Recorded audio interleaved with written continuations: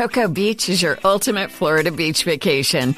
Pack your bags and open your mind. Adventure is calling from Orlando's closest beach. Cocoa Beach is Florida's secret gem that's got it all. It's the budget-friendly, retro-cool destination that families and surfers adore. Come soak up the sun and ride the East Coast's most famous waves. Start planning your one-of-a-kind getaway now at visitspacecoast.com. That's visitspacecoast.com.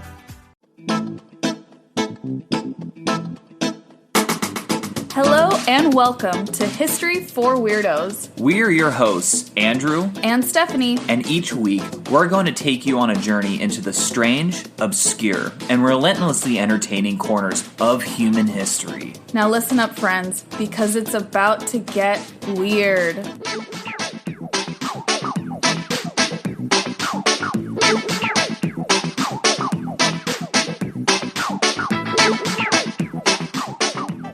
My fellow history weirdos, welcome to episode number 48 of the History for Weirdos podcast. A little late, but we're here. A little late, but we're here. We're sorry about that, ladies and gentlemen, but I have been working for the past 14 days straight in my job. Last weekend, all Saturday, all Sunday. Yeah. I was just working, so He's not exaggerating. He's been working every day from 6 a.m. until 9 p.m.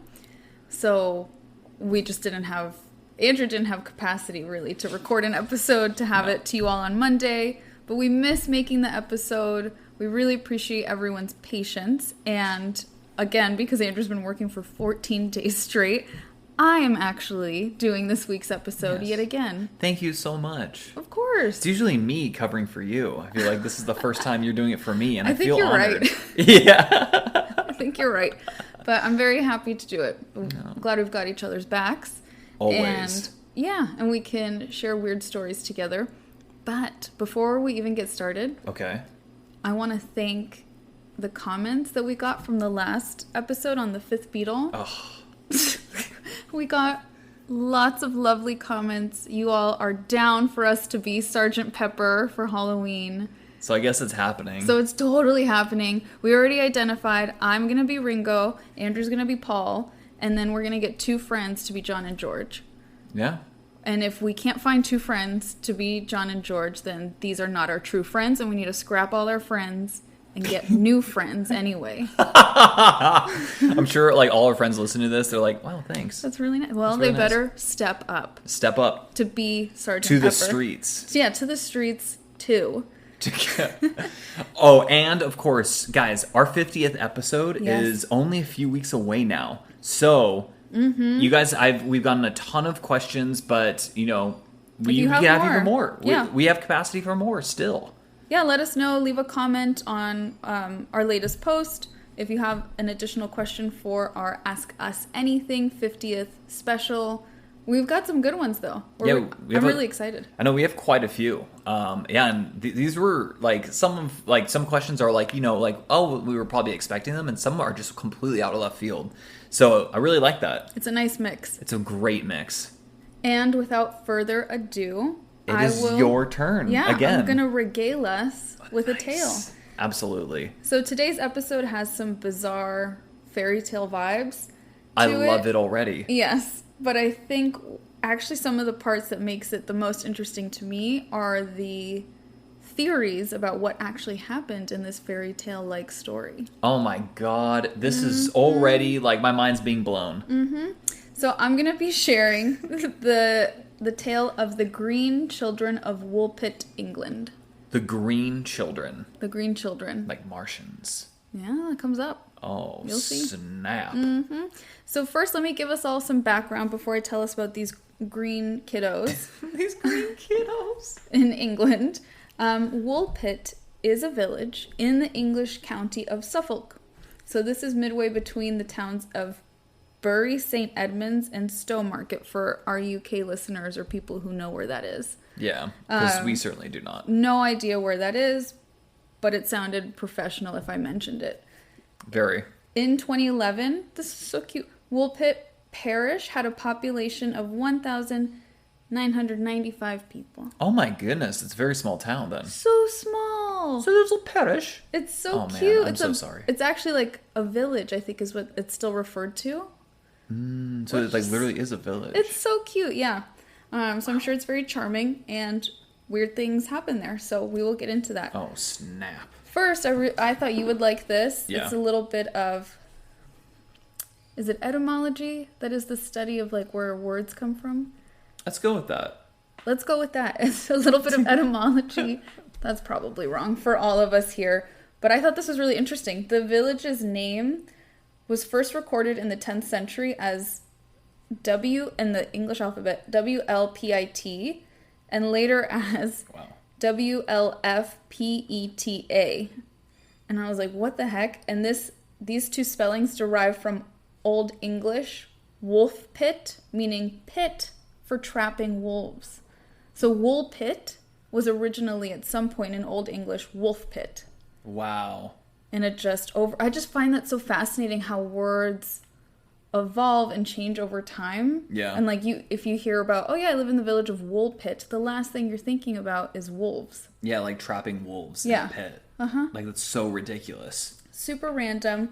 And I was also curious, I was like, to learn more about wolf pits, because I was like, wait, is that what it sounds like? Oh no. It is what it sounds like. No, I don't like it. Yeah, wolf pits or trapping pits are deep pits dug into the ground or built out of stone in order to trap animals. And what was really interesting about this is that European cave paintings reveal that animals were hunted this way since the Stone Age. Oh my god. Like wolf pits are depicted in cave paintings. Wow. Which is so nuts to think about.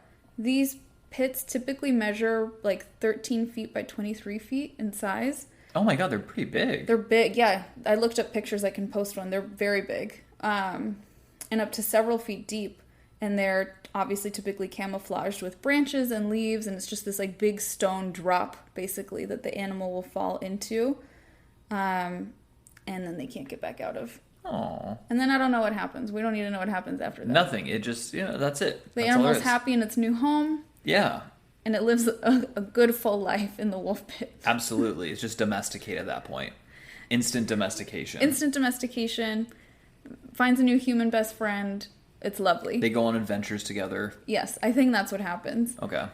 But amazingly, you can still see these in Europe, but primarily in northern Scandinavia. You can find these like Stone Age era wolf pits. That's so insane. Like if you're just walking around in a forest and there's like this big stone hole in the ground, that's what that is. It's like from before civilization. Yeah. That's crazy. It's so nuts.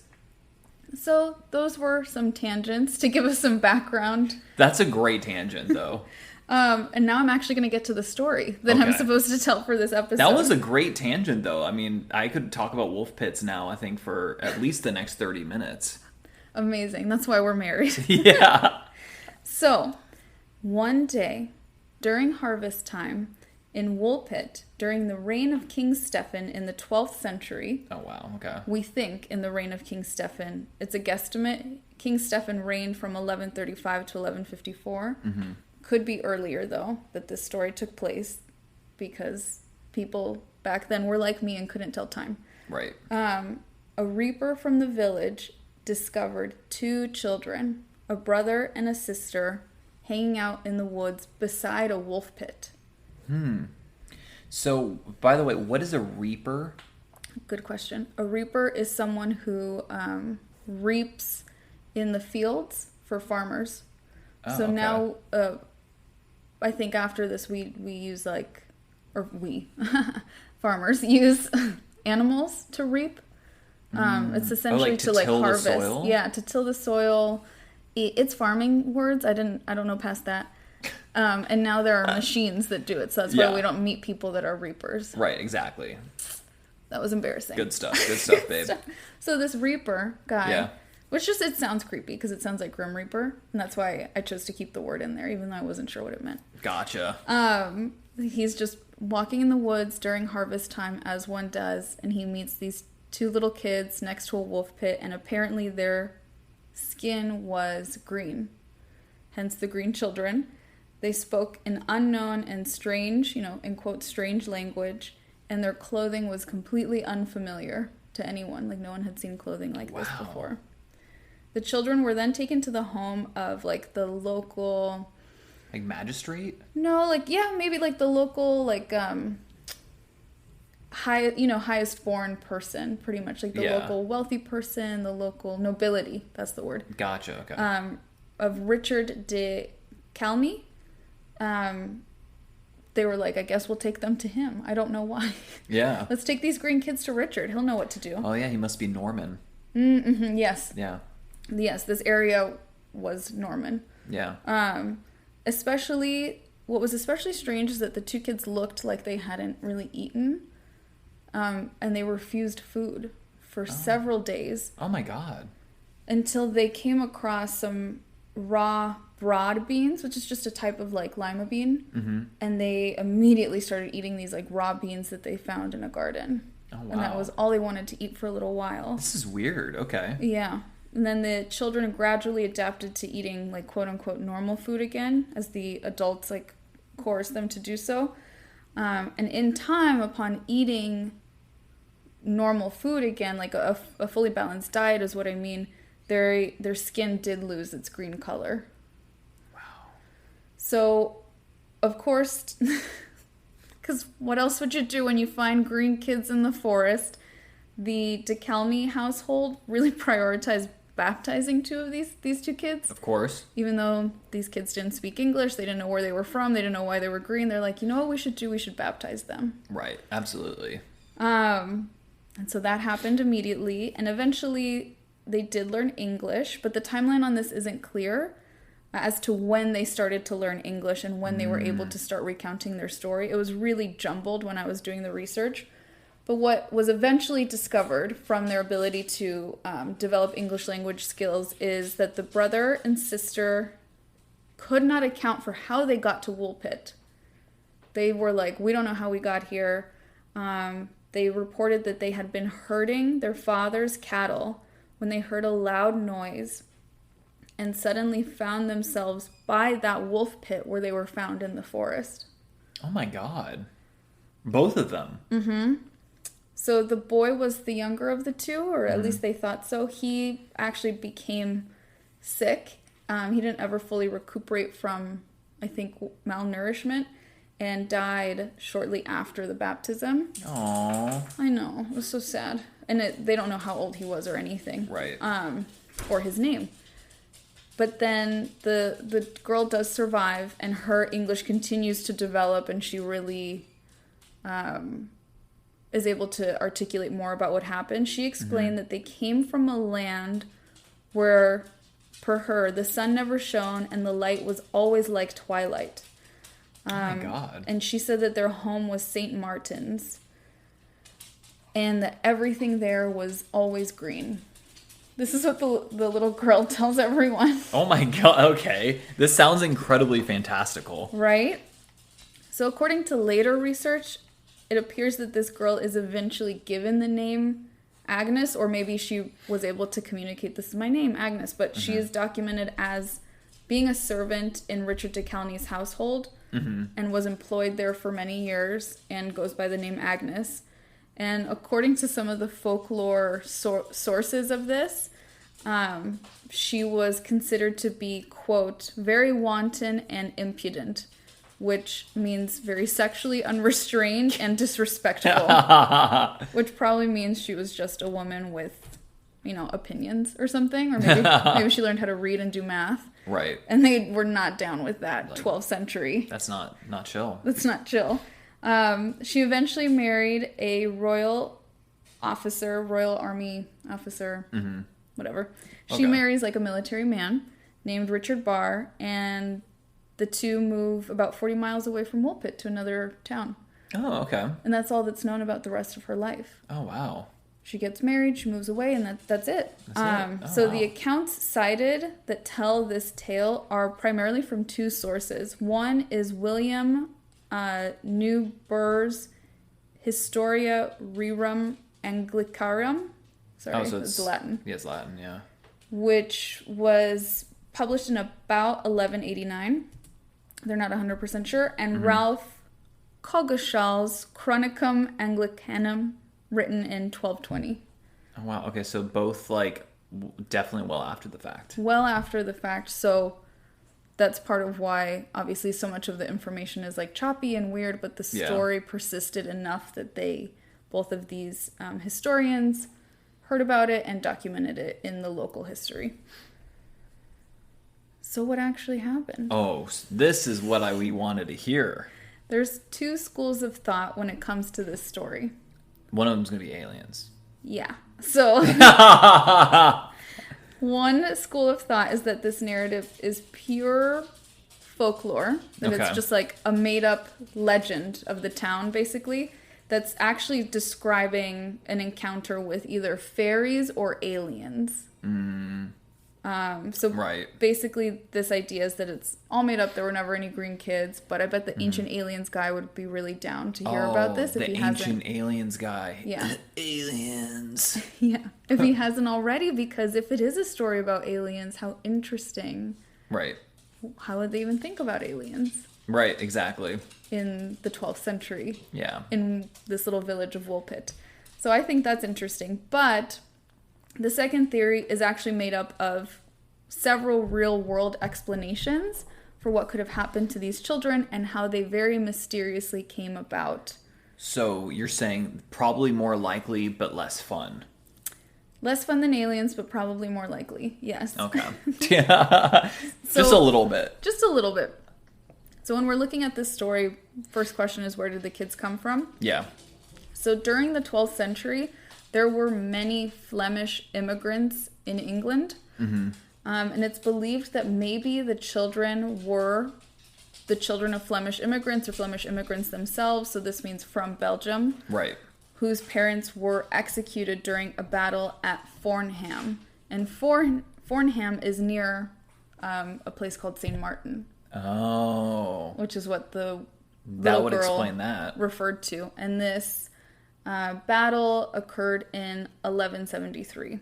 So again, that's another thing, is like we don't know exactly when these kids were found, so it can't be really precisely determined. Like, would this battle account for? Because this battle sounds like it happened roughly like 20 years after the reign of King Stephen. Exactly. Yeah. This was, one of the Henrys. I looked up the battle, but it was super boring, to be honest. Wow, babe. It's probably an early one. It was definitely earlier than the 5th. It was an early Henry, and essentially, this is what I gleaned. I did not write any of this down. This is just from my memory. One of the early Henrys had 3 sons. His youngest son was whining that he didn't get enough cool stuff, so he was like, I'll get you this chunk of land. And the people who lived there were like, no, we live here. Yeah. And then so they rebelled, and then the royal army like decimates them. Sounds fun. Yeah, so I was like, that's not interesting. I won't put it in my notes, but here I am recounting the tale. However, something that would be weird about this theory about where they came from, weirder than the timeline, because that could be, sure, they messed up the dates or whatever, is that how would no one know if the Flemish immigrants were so common? How would no one know what that sounded like? Or like what their clothing looked like? Maybe, I mean, people's worlds were so small back then that like maybe like Woolpit, if it was a small like little town, little village, like maybe they just knew very little outside that, and there just weren't a lot of Flemish immigrants to that particular little area. Yeah, maybe. That's the only thing I can think of. Mm-hmm. So then, remember the loud noise that the kids heard? Yes, cannon fire? Or is there even cannon? Oh, well, No, there wouldn't even be cannons at this time. Oh, no, you're right. There wouldn't even be cannons. Yeah. The theory is that could be because of a church in Woolpit, which often rang very loud bells, like notably loud bells, that might have led the orphans to the town. It turns out that Woolpit and Forham, St. Martin area, aren't that far away from each other. Okay. According to Google Maps, because I looked it up, yeah, the distance is 11 miles, and that would be a 3-hour walk or a 12-minute car ride today. So they didn't drive, but that would be a pretty long walk for 2 little kids. But the theory is that this big battle / just like mass execution starts happening, and the kids kind of run. Yeah. And they're just running in the woods, and they eventually hear these really loud church bells, and they just go in that direction and end up by the wolf pit outside of town. That's a good point too. Are you following so far? Yeah, I'm following so far. That's plausible at the very least. I also do think nothing about this was discussed in the articles that I found, but if they witnessed something that awful, it would account for gaps in memory too. Right. It would be a really normal trauma response, especially for kids, for them to be like, we were just with our dad, and his cattle, and then all of a sudden we were here. We don't remember kind of the in-between. Therapist comes out. The therapist rears her head, because that just sounds like very probable to me. Yeah. So then why were they green, you may ask? Anemia? Yes. Wait, are you serious? Yeah. Yes. So if they were wandering around the forest without care, and who knows, maybe, right, that, like I said, that's an 11-mile walk, 3 hours, probably longer for little kids. Maybe it wasn't even like within the same day. It could have taken them days to wander over to Woolpit. We don't know. So if they were malnourished, they could have developed what is called hypochromic anemia, which is also known as chlorosis. And this can turn the skin green. Oh. Or arsenic poisoning. So Snap. a little bit of arsenic poisoning over time. So if it's in a water source or if someone is poisoning you slowly, can cause the skin to thicken and change color. Oh, wow. Yeah. I had no idea. So it could have been maybe the kids found a water source that had arsenic, again, during this kind of almost fugue state that they had, and developed the green skin, or they just developed anemia from not being able to eat. Maybe they ate a bunch of those beans in the forest. Like, that was the only thing they felt was safe to eat. So then when they saw them again in the town, they were like, oh yeah, this is what we eat. Right, exactly. Really strange. That's very strange, though. I'm not gonna lie. It's still very odd. Yeah, and also the one thing that doesn't make any sense is the constant twilight. Unless they're just saying, like, during the day, it's England is dreary, the sun never shines. Yeah, which is just all of England. Yeah, exactly. And yeah, you're right. Sorry, our English listeners. We're not trying to make fun of you. We're just from Southern California, so it's Yeah. We've been to England once, and it was a lot less sunny than it is here. Same with Ireland, a lot less sunny. That's but true. Both of these places are very green. In comparison. Yeah. And that is something she described their home as being very green. That's true. So who knows? So the legacy of this story has fascinated people for generations, obviously. The town of Woolpit is still known for being the place of the mysterious green children. And there's little nods of this legend depicted in the town. I found a photo of like a cast iron sign for the town where it's these two little kids and a wolf, which was really cute. That's cute. And I'll post a picture of that as well. There are also several retellings of this story because it just sounds like such a fairy tale. One of the more famous ones is Herbert Reed's The Green Child, which came out in 1935. Oh, snap. He was a very famous English poet and philosopher, and this was a big hit at the time. And then there's Kevin Crossley Holland's children's story, The Green Children, which came out in 1966. And later, a children's opera. I knew it was going to be good because you're literally like, this is ridiculous. It was an opera based off the children's book. What? Why? Well, yeah, that is, I agree. Why? That may be the weirdest part of this whole episode. Why would you make an opera based off little green kids? That's weird. Like, even by our standards, that's pretty weird. Yeah. And so, whilst this was short, I thought it was fascinating. And that is the story of the Green Children of Woolpit. Well, thank you for covering my butt this week. I really appreciate it. And that was very fascinating, really weird, and awesome. Kind of perfect for a podcast called History for Weirdos, right? It was a really weird story. There you go. Yeah. Who would have thought? And I'll just share my sources really quick. One was from History of Yesterday, a website. Mm-hmm. They had an article written by Alexander Young. Mental Floss had a really good article written by Caitlin Schneider. And then I found this story on one of those Ranker listicles. Oh, nice. I was like, what is this? And that was written by Lauren Glenn. And then, of course, Wikipedia filled in the gaps and gave me a lot of really interesting information on what wolf pits are. Yes. Of course, I already forgot that was like the first part of this episode was just about wolf pits. That would be a good band name. Wolf Pit. That is a great band name. Don't steal it, weirdos. Or be super famous and just give us cred. And let us come to your show and hang out backstage. Yeah, and we can record a podcast. Yeah, that would be really cool. This podcast. So I hope you enjoyed that. I did. Thank you so much. Now I know that wolf pits were a thing from the Stone Age. And did it say Neolithic, Paleolithic?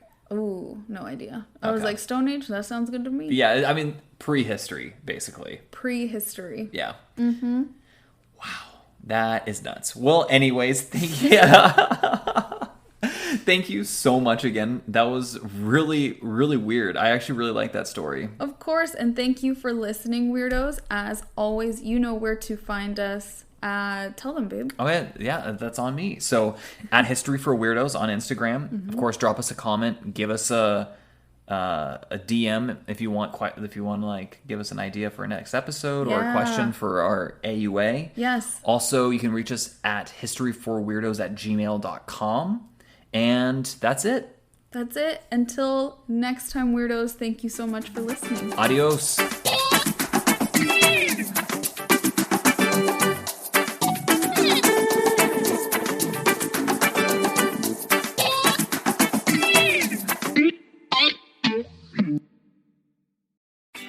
Cocoa Beach is your ultimate Florida beach vacation.